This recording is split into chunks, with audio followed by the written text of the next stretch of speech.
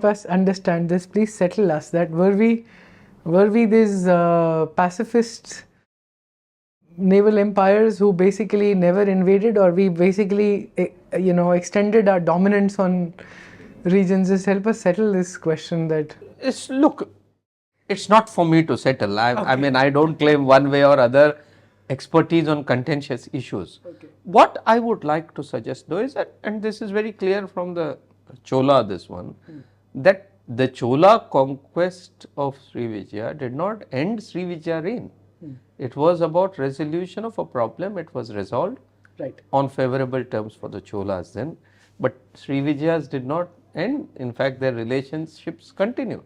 So that is a very good model, which is why when so many people talk of Indian colonies in that time, I say we must not look at them as colonies, but we must look at them as settlements, that because it is not that you went and tried to impose or force something on people by way of faith, by way of culture, by way of trying to demolish what existed there earlier, and or try and bring something that was a marked departure from what they followed earlier.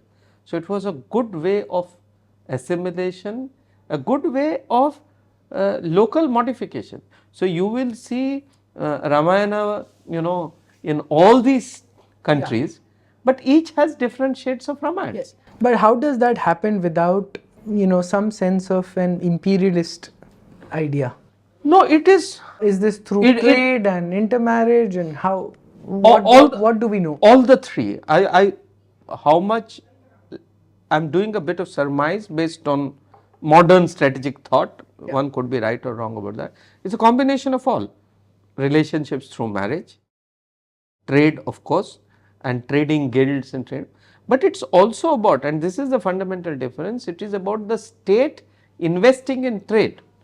Ancient Indian kingdoms did not see trade as antithetical to running a kingdom. I mean, it ran in line with our good civilizational ethos of all dharma, arth, kam, moksha going together. It ran in parallel.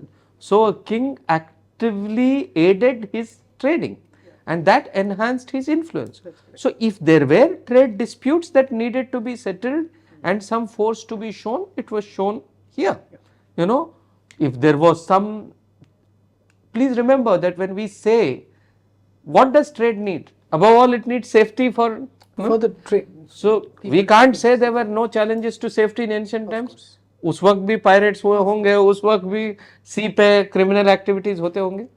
So what the Indian kingdoms did was, by ensuring safe trade, which meant that there was an element of security in it, an element of sea power in it, you produce that unique alchemy to make Indian influence possible in several parts of the world.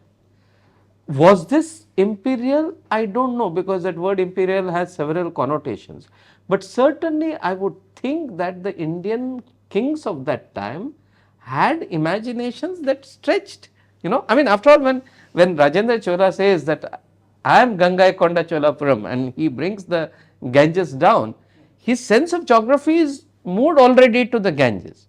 So there are these people whose sense of geography moved eastward too.